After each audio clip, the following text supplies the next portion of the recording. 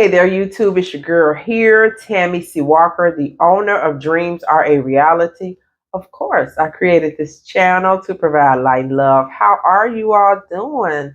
I'm doing good. I have been out in nature for a little while at a work retreat with my job. It was very therapeutic as well as work to put together our fall retreat for our new counselors. I'm part of a committee with my job. So, that's what's up with me. Hope you are well. Hope you are enjoying your summer thus far. And I want to talk about you. What better, right? Before I get started, hit like, subscribe, share, and please drop me some comments after this because this is a good one, which I say about a few of my videos, but it is because it's about you. How are you showing up in the world? How do you show up? And I pose this question. I'm going to piggyback off of my younger sister, something we were discussing, and she works for the city, and she said some coworker, a coworker told her, "This is the engagement ring, that I want. I haven't picked out, but I don't have a man." And so me and my sister, we were kind of going back and forth discussing how some women they're so intrigued with being a wife or getting married, but they do not really know the ins and outs about marriage. It's a little bit more than the wedding ring, the engagement ring. It's a little bit more than a wedding dress or the reception. And I know all of that sounds fun. I remember many moons ago as a 22-year-old having a bachelor party and having my engagement ring and getting married and the beautiful dress. I was what, size 3. So me and my mom, we just had it easy. We went and picked out a dress, and it was pretty easy to find me a beautiful dress at a discounted price because I was so small, and the dress was simply beautiful and all that is lovely. I get it. I get it. It's some girls' dreams. I won't say it's every girl's dream, but I think most people want to be loved. That's the key.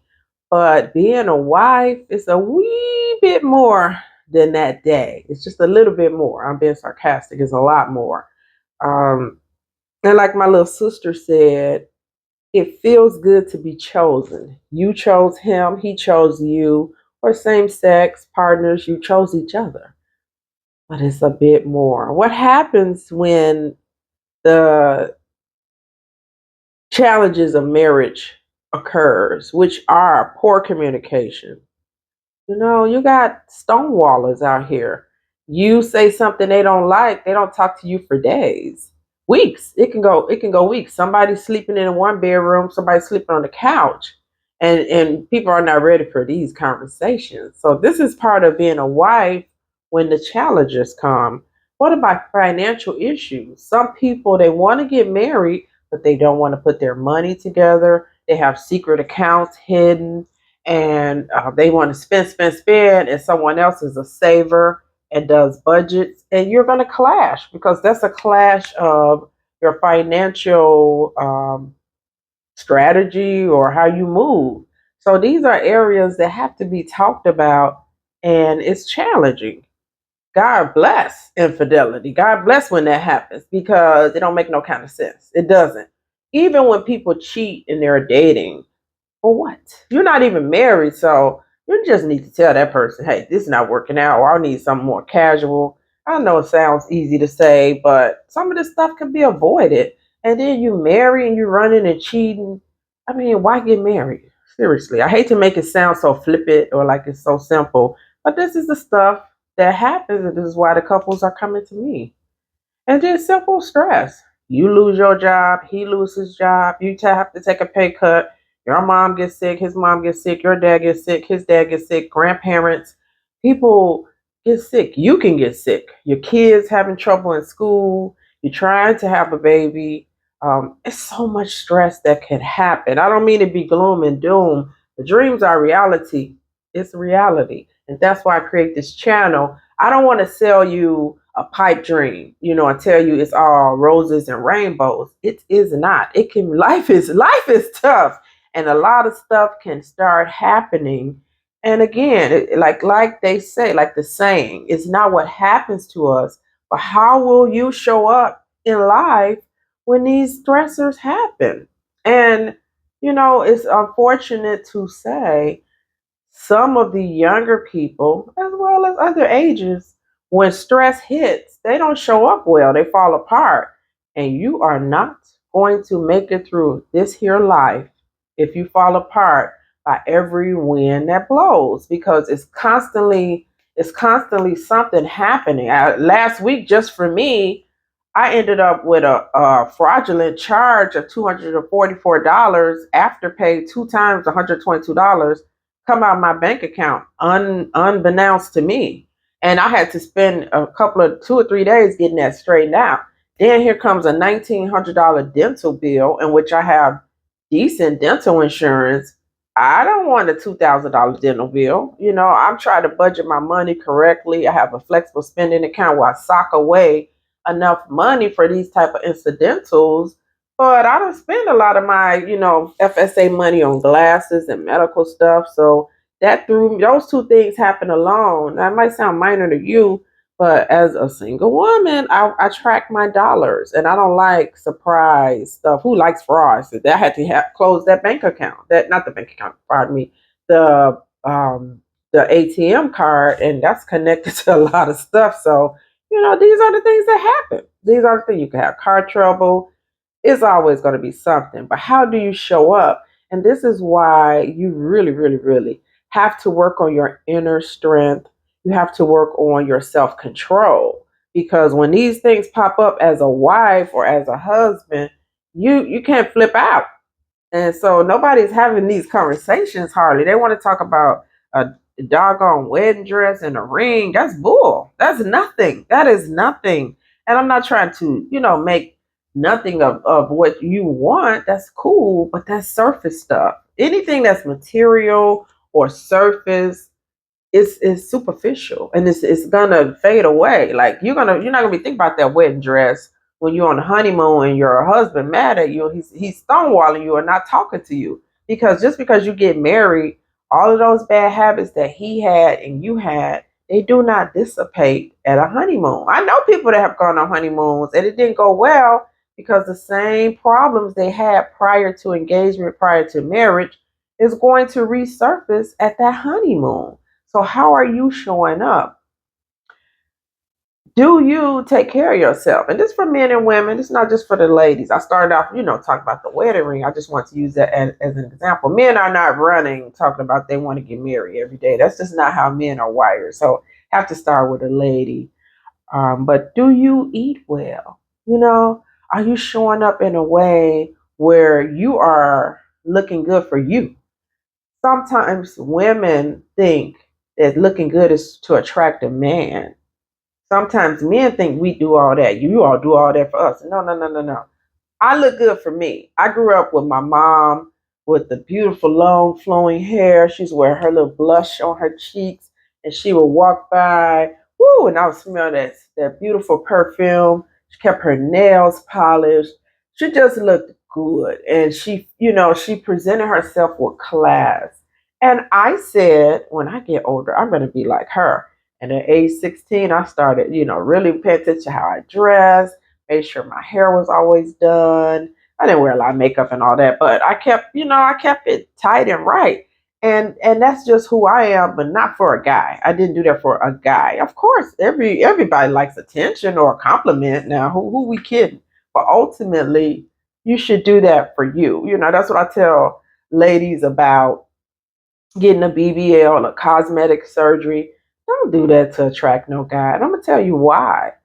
You get a big behind, and then the guy might be like, "Oh, that's too big." And if you don't have a big behind or butt or whatever, then they might be like, "Oh, your butt flat." So men can be fickle. So don't gauge your stuff based on them. Anything you do, especially when you're doing stuff to your body, do it for yourself. Do it because you want to look better or fill out your clothes better. I know Kelly Rowland of Destiny Child. She had breast implants because she said she was so flat, none of her stuff fit right. Although I see some women with very small chests, they look good. It's somebody in particular, like Eve. I don't think she never had breast implants, and Hey man, listen, it's an individual thing. And you all know I had breast cancer. I talk about it a lot. So yeah, I had to have some cosmetic stuff done. To be frank, I probably would have had maybe some implants anyway because I was like Kelly Rowland. And it is hard to kind of fill out your clothes, but it is what it is. The men don't complain. They don't. Oh, men don't care about stuff like that. Anyhow, it's for you. It's for you. Do you sleep well? What are you putting in your body? I know this is an era of a lot of weed smoking and pill popping and stuff. And that's how I feel about marijuana. I'm just gonna get that on out there. I know it helps, like some clients and stuff. They have bad anxiety, but you got to know why you smoking it. Are you just doing it just because, or don't do no doggone peer pressure at 40,000 years old? You by now you should know who you are. 40, 50. Smoke weed if that's what relaxes you or whatever. But don't just do stuff just to do it. I just think some of that stuff just silly. I'm not gonna sit here and drink up a whole bunch of Patron or tequila just to fit in at damn 55. It's just silliness. Do stuff because that's how you want to relax or how you feel. But I'm still seeing peer pressure at older ages. Again, how are you gonna show up? Be authentic for yourself. Do stuff for you and stop trying to conform. Y'all got me fussing now, but it's painful to watch. It really is. Stop trying to conform and fit in with some group when you're 40 and 50 years old. By then, you should know who you are. And so, be the weirdo like me. I move the way I want to move, and I'm quick to say, no, I don't want to do that. But I did that at 16 or 15 when a weed was passed through me. I don't smoke weed. That's just not my thing. I don't care what other people do. That's what I tell people. Like I call my building the property owner because the guys downstairs smoke a lot of weed. Like I told the building owners, you'll never hear me complain. I'm not a complainer. I'm not going to complain too much.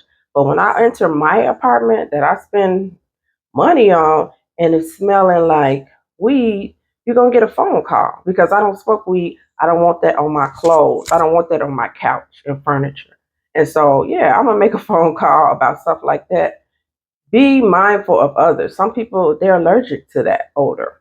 So, and I worked at a high school and man, 9 something in the morning, that was all we smelled. And that stuff made me sick. I don't want to smell that top of the morning. That don't work for me. Anyway, anyhow, take care of what you're pumping in your body. Popping these pills and all this liquor. That liquor would kill you. I lost all my uncles and my dad to drinking tons of liquor and smoking cigarettes. It is not a joke. And then you combine that with eating bad, you're going to have a whole problem. So, how are you showing up? Show up for yourself in a healthy manner. Look, none of us are perfect. We all have bad habits. We all can do better, though. And take care of yourself. And this society we live in, they're quick to downplay an older woman. Oh, she over here, she 40, or she this and that. I see again, my friend is 58, be 59. She is adorable, body in better shape than some 30-year-olds. So don't let that age game fool you.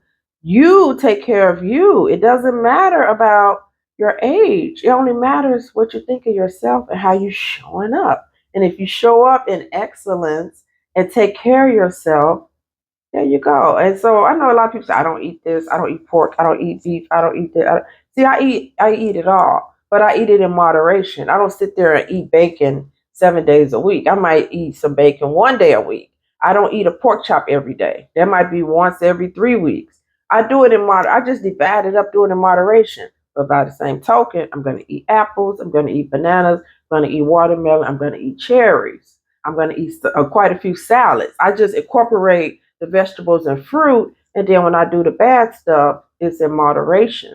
And I think that's the key for me. But some people don't eat pork and beef and whatever. To each his own. God bless you all. Show up how you want to show up, but don't food shame other people who eat what they want. Because the ones that eat what they want, which I think my uncle does, he look better than he's 71. He knocking the 45-year-olds and 50-year-olds to shame. So show up as your authentic self. But what I'm trying to say throughout this whole video, don't sit there and target a situation as your savior. I can't wait to get married. But it's really not about that. And so I really wish more couples would be authentic about the challenges of being married and also the adjustment period. Now, just to let you in on a little insight that these people that's wearing these masks and being kind of fake are not telling you, it's kind of challenging when you first get married, especially maybe a little bit older. You are setting your ways. Like me, I've been divorced since 99. So when I get remarried, it's going to be a bit of a challenge because I'm used to having my stuff my way. And also, I've been in private practice now about 6 years. I accumulate a lot of papers. And so I really need to purge and get rid of stuff. And as I'm getting older, I notice I hoard a little more. I'm not a hoarder, but I never was like keeping as much stuff as I'm keeping now. So I really have to be cognizant about that. And I just took a bag to Goodwill and got rid of some nice clothes and some shoes, a pair of shoes, because I don't wear. I'm like, you don't wear this stuff. Get it out your house. And so it's challenging when you first get married. He keeps his toilet seat up. You go fall into it in the middle of the night. I mean, it's petty, but these are things that really irritate people. He's real neat. You sloppy. I know my ex spoke about that before. His ex used to keep the makeup all over the counter. He hated that. And so it's petty things that really get to people.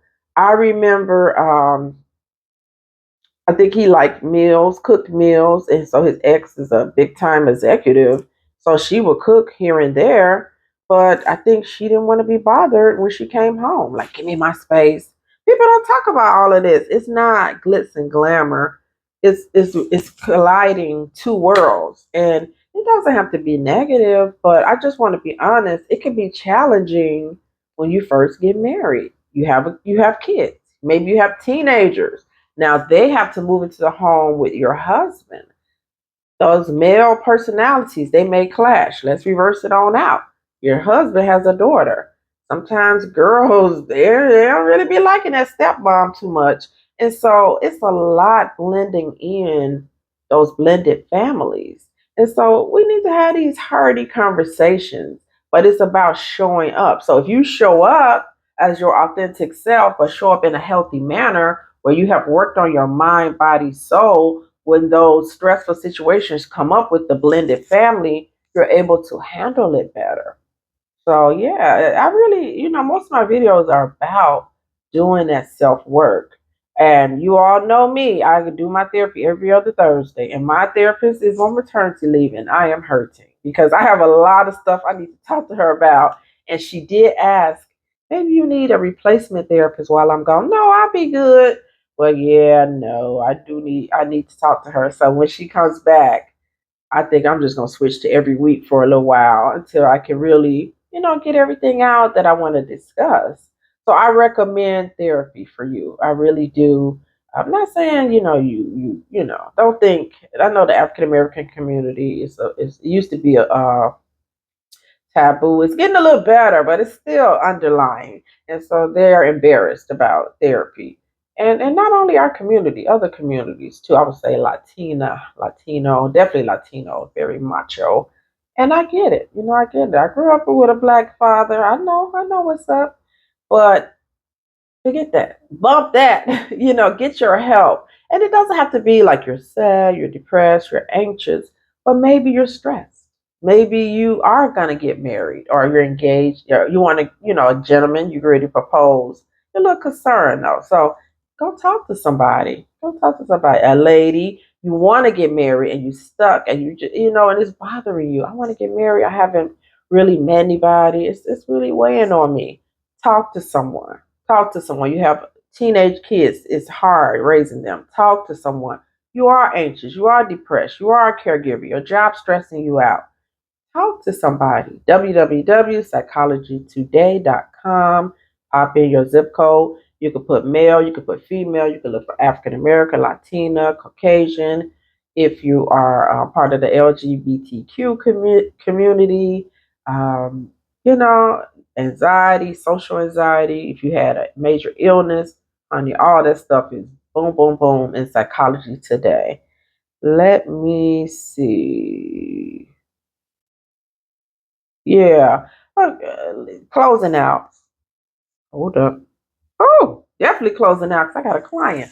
But yeah, you definitely want to do that self work on yourself. And even for the men, I just want to say this in closing about the physical appearance as well as your mental.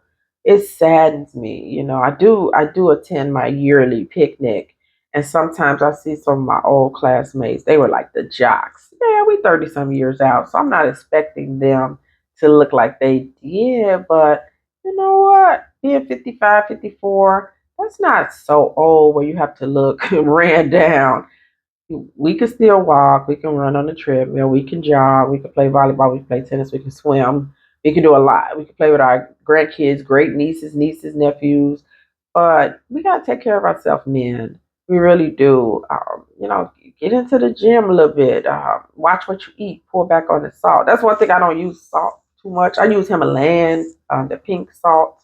I'm not a big salt eater, but watch what you're doing to your body. And so, some people see you and they're like, "Oh my God, you still look great. You look young," but that comes with a cost. I take care of my skin. I'm not perfect, you guys. I'm acne prone, so I really have to watch it. I have scarring. Look, I have some scarring on my cheeks from old pimples. I just told you about my dental bill. I stay at the dentist every 3 months. I'm there because, having had cancer, chemo, radiation, it decays your teeth. So I have to stay. I have to stay on these teeth. I pay for these teeth. This costs me a lot of money, but I'm a therapist. I'm a counselor. I counsel couples and youth, younger people. I stand in front of 50 younger people weekly. And I just want them to feel inspired when they see me, not physical, like, oh, none of that. If I get up there with teeth missing or hair all over my head, I don't think my clients will believe in me. If your hair is all over your head and you're wearing it wild and natural, I'm not, no shade. I'm just saying for me, how I wear my hair, I like to keep my stuff tight and right. And that's me because when I look good, I feel like way better. And it's your light shines through how you carry yourself, how you show up ultimately. So that's all I'm trying to say. But men, yeah, take care of your health and go, for God's sake, go to the doctor. Don't sit there and be suffering in silence mentally as well as physically. Have a physical. And I know some of the stigma around trusting doctors, but come on, guys. Being proactive, it can prevent things. And I know some people say, I don't want to go to the doctor. I don't want to hear anything bad. But that's where the dilemma kicks in. People wait till the last minute and then they go when it's too late. Preventative care, it can prevent a lot of things. All right, you all, I gotta go. Got a client. Give me some comments on how you showing up and how you can improve your well-being, your mind, body, and soul by taking some precautions as well as doing some things different. We at the mid-year point. It's a great time for a do-over. Tammy Sharice Walker signing off. Thank you for watching. Bye-bye.